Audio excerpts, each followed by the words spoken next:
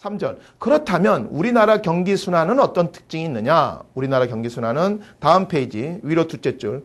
GDP와 같은 경제 지표에 의해서 우리나라 경기를 분석하는 이러한 제거한 순환 변동만 갖고 사용을 하게 된다. 거기 그 말은 무슨 뜻이냐면 바로 이거예요. 아까 경기 변동에는 이런 요인들이 있다고 그랬잖아요. 근데 불규칙적이고 계절적 이렇게 어쩌다 한 번씩 일어나고 매년 주기적으로 일어나 이런 것들은 제거시켜야 될 거 아니에요. 이걸 제거하고 남은 거 순환 변동값만 나온 게 순환 변동치입니다. 제거시키는 방법은 뭐냐? 그 통계적 기법이 있어요. 그거 간단히 소개합니다. 그래서 그걸 조정한 나머지 자료 두 줄 띄고 그림에서 보는 바와 같이 우리나라 실질 GDP 이제 실질 GDP란 말이 뭔지 알겠죠? 물가 요소를 재개시켜 버린 거예요. 그러니까 우리 여러분들 소득 수준이 좋아지느냐 나빠지느냐 할 때 명목 GDP를 갖고 얘기 안 한단 말이에요. 다 뭘 갖고 한다? 실질 GDP를 갖고 하는 거예요. 실질 GDP는 매년 1, 4분기는 좀 낮은 계절적이에요. 우리나라는 1, 4분기가 좀 낮아요. 그리고 4, 4분기가 좀 높아요. 그래서 여기 흘려 보이지 말고요. 이걸 보고 느끼는 게 뭐예요? 우리나라 주식시장도 이런 경향이 높아요. 주식시장도 대체적으로 1, 4분기보다는 언제가 좋아? 4, 4분기가 좋아. 대체적으로. 그리고 그 4, 4분기에서 약간 좀 더 가면 1월 초, 제뉴어리 이펙트라고 하는 1월 효과까지 잠깐 있다가 1월 중반 지나면서 2월, 3월은 대단히 힘들어요. 그리고 4월은 또 잔인한 달이 되기도 하고. 약간 이게 주기적이라는 거예요. 이런 문장도 그냥 흘려버리지 말고, 우리나라는 역시 그 1, 4분기 쪽은 증권 주식시장도 4, 4분기보다는 조금 좋을 때보다는 꼭 그렇진 않지만 좀 나쁠 때가 좀 많겠구나. 그러니까 내가 만약에 위험 자산을 테이크한다고 할 때는 연말에는 좀 투자를 하지만 연초 1, 4분기 때는 좀 보수적인 전략이 좀 필요하겠구나 이런 생각을 하라는 얘기예요. 다음 22페이지 우리나라 상황을 조금 쭉 얘기하고 있고요. 그 다음에 22페이지 하단부 좀 체크하고 갈까요? 하단부 밑에 두 번째 보면 기준순환이라는 말이 있죠. 경기의 정점이나 저점이 발생한 구체적 시점을 기준순환이라 한다. 이런 말을 쓰고 있고요. 그러면 구체적으로 볼까요? 24페이지 봅시다. 표 1-1에 보면 한국의 기준순환일. 저점이 있고 정점이 있고 저점이죠. 자, 1순환기 때 보면 저점이 72 땡이라고 3돼 있죠. 72가 1972년 3월입니다. 그러니까 72년 3월부터 74년 2월까지는 무슨 국면이죠?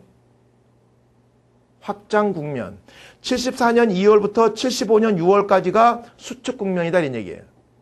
자, 그래서 1순환기부터 쭉 왔어요. 자, 그러면 확장 기간이, 확장 국면이 약 몇 개월을 보였답니까? 평균적으로.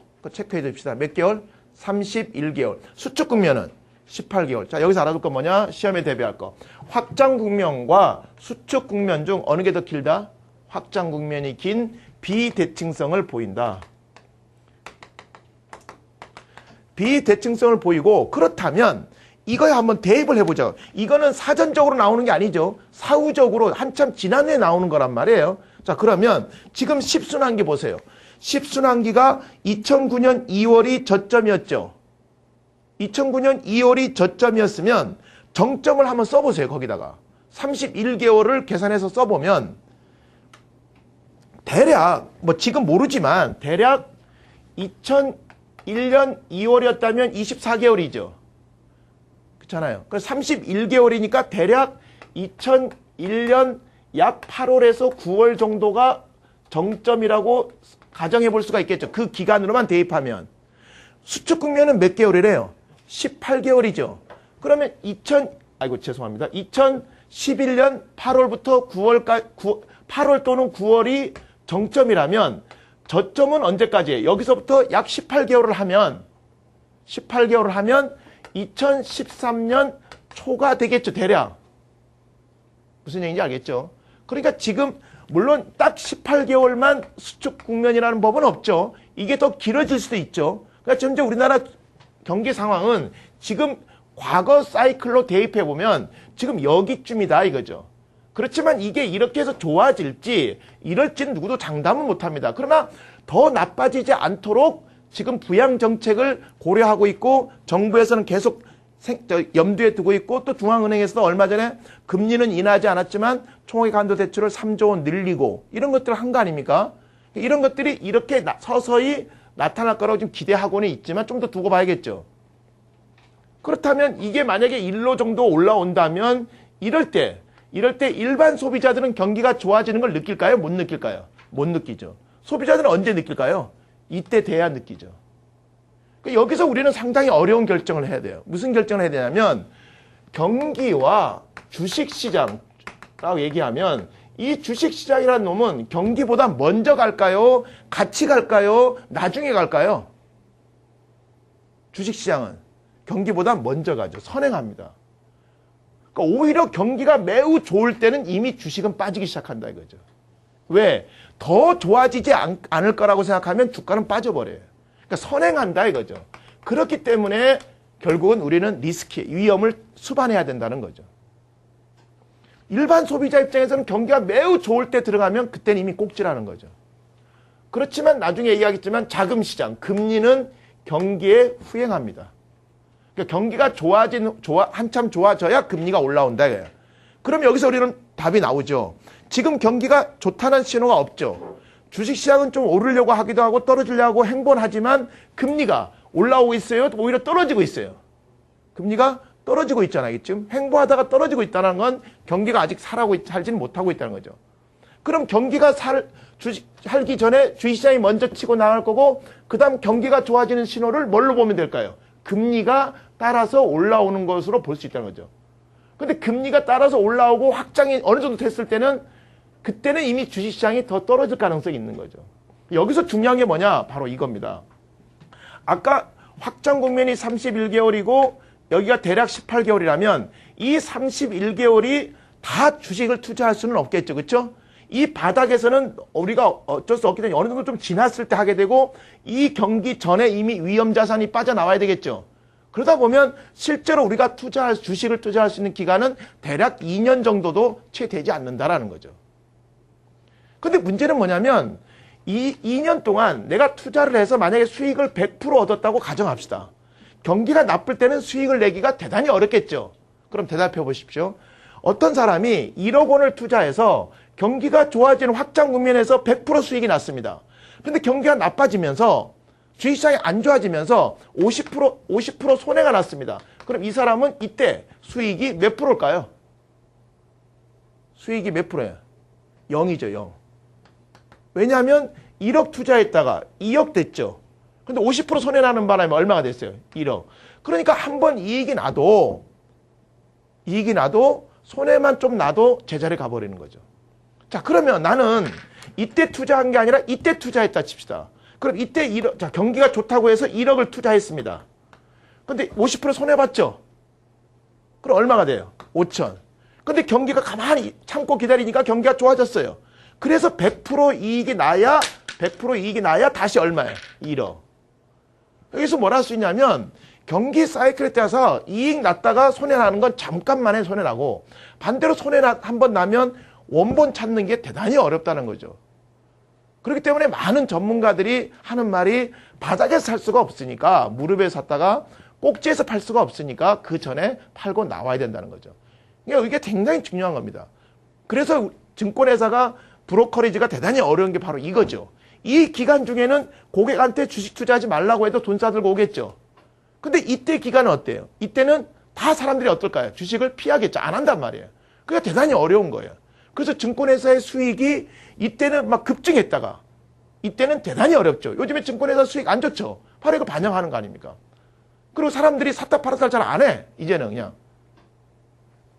대단히 중요한 얘기입니다. 이 표 1-1을 여러분들 기억하는 게 대단히 중요합니다. 시험에 내고 안 내고 따라. 시험에 낸 건 딱 한 문장이에요. 어느 국면이 어느 국면마다 크다? 확장 국면이 수적 국면. 시험에는 그거지만 실제 투자에서 이 지표를 앞으로 계속 참고하는 게 대단히 중요합니다. 그러니까 지금 확률적으로만 얘기한다면 확률적으로는 위로 갈 수도 있고 경기가 위로 갈 수도 있고 아래로 갈 수도 있지만 확률적으로는 아래쪽보다는 느리지만 서서히 올라갈 확률이 더 높은 것만은 사실이다. 만약에 이게 경기가 더 나빠지면 우리도 부양정책을 확실히 써야 되겠죠. 무슨 얘기 하겠죠? 미국이나 일본은 먼저 썼잖아요. 우리 지금 아껴두고 못 쓰고 있지 않습니까? 지금 생각해 보십시오. 다음 25페이지. 불호, 거시경제지표. 그리고 제가 시험에 대비해서 중요합니다라는 건 중요합니다라고 따로 말씀드릴게요. 그러니까 시험과 전체적인 걸 좀 이해하시도록 하십시오. 국민소득 개정과 국내 총생산, 넷째 줄에 국내 총생산에 대한 지출 구성은 다음과 같이 우리나라의 경우 실질 GDP의 지출 규모는 표 1-2와 같다. 다음 페이지 보세요. 표 1-2에 보면 GDP를 구성하는 게 뭡니까? 소비죠.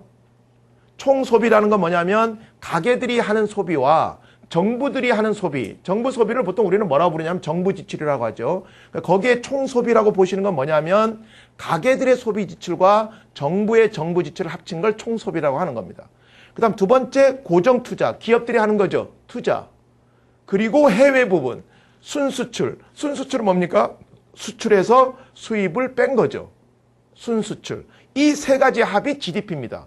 그러니까 경기가 좋아지냐 나쁘냐 하는 것은 이 세 가지 항목인데 우리는 보통 그거를 아까 제가 소비 지출, 투자 지출, 정부 지출 거기서 요 두 가지를 합쳐서 총소비라고 한 거죠. 요게 투자고 그 다음에 순수출 부분 이렇게 나눠져 있는데 요 정부 지출은 인위적으로 하는 거죠. 그렇죠? 이건 조절할 수 있는 거잖아요. 근데 소비는 정부가 강제로 개인들 보고 소비해라 이렇게 할 수는 없잖아요. 그러니까 여러 가지 어떤 세금을 깎아주거나 여러 가지 부양 정책을 써서 소비가 촉진되도록 간접적인 정책을 쓴다거나 아니면 돈을 푼다거나 이런 걸 해서 소비를 늘리려고 하죠.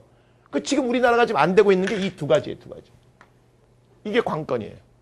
여러분 중국의 경제가 최근에 좀 어려워지고 있죠. 중국도 보세요. 중국 과거에 잘 된 게 뭐예요? 이 네 가지 중에서. 중국이 계속 급성장한 배경이 뭐예요? 중국이 두 자리 경제 성장률을 보이면서 계속 올라왔잖아요. 그 올라온 첫 번째 배경이 뭐예요? 여기 아니에요, 여기? 해외 부분 아니에요? 여러분 집안에 또는 몸속에 갖고 있는 것 중에 메이드 인 중국, 차이나 없는 거 없잖아요. 웬만하면 물건의 집에 다 있잖아요. 근데 이 수출 부분이 잘 되고 있어요? 어려워지고 있어요. 어려워지고 있죠. 왜요? 인건비가 장난 아니죠. 그러다 보니까 이제 중국의 생산할 게 다 어디로 가고 있어요? 베트남이나 캄보디아 이런 데 가버리고 있죠. 그러니까 이게 안 되고 있어. 이게 안 되는데 물가 증가율이 엄청 높았었죠. 그래서 정부 지출을 못 올리죠. 그리고 기업들의 투자 지출이 거의 풀에 가까워서 이제 더 이상 늘릴 게 없어. 남은 게 뭐예요? 소비. 그래서 내수를 살리자. 그래서 이번 양회에서 가장 내세운 게 이거 아니에요? 소비를 진작시키자. 내수를 강화하자. 이게 어떻게 되느냐에 따라서 경제 성장이 그럼 왜 중국 얘기를 합니까? 왜 중국 얘기를 하죠? 바로 중국의 무역 의존도에 가장 우리가 혜택을 보고 직접적으로 영향받는 게 어디예요? 한국이죠. 우리나라 무역 의존도가 110% 이상, GDP의 110%가 되거든요. 무역 의존도라는 게 뭐냐면 우리나라 수출과 수입에 합치면 이게 대략 1조 1천억 달러 돼요. 이게 합치면. 요 금액이 아까 GDP 분해 이렇게 하면 GDP가 대략 1조 달러 좀 넘는다 그랬잖아요. 그럼 이거 하게 되면 110%가 되는 거예요. 그러니까 GDP의 의존도를 이건 무역 의존도라 그래요. 대의존도. 대의존도가 100% 넘어섰어요. 우리나라는 대의존도가 직결된다 이거야. 근데 그 나라 중에서 수출 수입의 비중이 20%를 넘은 나라가 어디냐? 가장 많은 차지하는 부분이 중국이다 이거지. 미국을 앞질렀다 이거야. 그러니까 우리가 중국 경제를 안 볼 수가 없는 겁니다. 그런데 중국 주식시장은 안 좋죠. 왜? 이게 안 좋으니까. 그러니까 중국이 안 좋으니까 우리 주식시장도 안 좋은 거야. 근데 미국은 왜 좋냐? 미국은 부양 정책을 쓰잖아요. 그러니까 우리가 이제 바라볼 때는 미국이 아니라 어딜 더 봐야 된다. 이제는 중국을 더 봐야 되는 상황이 된 거라는 걸 여러분 생각하셔야 돼요. 아쉽지만 그렇게 봐야 되는 겁니다. 어쨌든 생각해 두시고요. 2번 국민소득 앞으로 죄송합니다. 돌아옵시다. 25페이지. 국민소득 개정상 수출입은 일반적으로 국제수지상 수출입 통계와 다르게 그건 읽어보시고요. 그 국제수지라고 하는 BOP 있죠. 그거를 시험에 대비하시면 됩니다.